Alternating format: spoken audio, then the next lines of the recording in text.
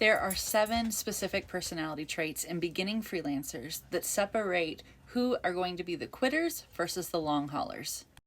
This is part of a 7-part series, and today in the next 5 minutes, I am going to go over trait number 6 that I see that separates the people who could be wildly successful in freelancing from the ones who are more likely to quit. If you're not already in my free beginner freelance community, just drop a comment in the comments below to letting me know you want an invite and I will get you in.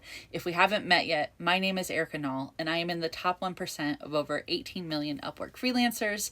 I went from a burnt out healthcare employee to a top rated, expert vetted copywriter on Upwork, and I have since replaced my 6-figure job. I've retired my husband and now we travel full-time as digital nomads.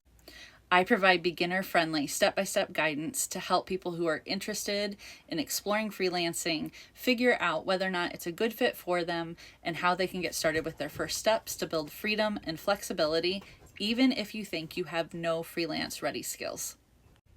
If that's of interest to you, please give me a follow and let's go ahead and get right into it. So today we're talking about the 6th trait that I see that predicts whether or not you are more likely to be successful in freelancing, and that is how good you are at being resourceful or having resourcefulness. So if you've been following along on this series, the first one that we talked about was having a growth mindset. This is very much in the same space, but the difference between it is with the growth mindset, that's more about that when you come up against a challenge, you get stuck and you don't move forward. But people who have a growth mindset are capable of taking that next step even when they don't know what it is because they have confidence in their ability to learn. So with resourcefulness, takes it a step further in that this is one of the tools that you use when you have a good growth mindset. So with resourcefulness, especially as a beginner freelancer, I think that there's a lot of people who assume that when you see people who are successful at freelancing, that they just are either incredibly intelligent or they worked a job that was just, they were a web designer in their 8 to 5, so they went and became a web designer in doing freelance. And I can tell you so many successful freelancers, what they ended up offering and succeeding in freelance was totally different than what they did in their 8 to 5. And most of the time it's because they were willing to learn new skills. And there are plenty of easy beginner digital skills that, and when I say beginner, what I mean is easy to learn, not beginner, it pays $15 an hour. These are jobs that easily you can scale to $50 plus an hour with these sorts of skills.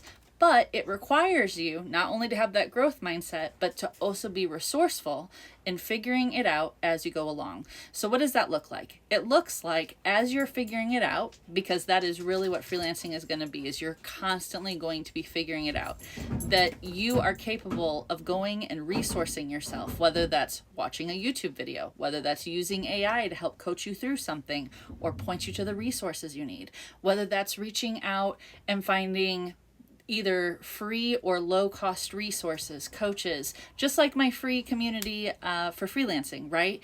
Being able to find the resources so that you have places to get the information you need to keep moving forward. So if you are good at resourcing yourself, that when you run into trouble, or you are willing to learn how to get better at resourcing yourself to find the resources you need so that you can keep taking those steps forward and be open to learning new skills as you go along.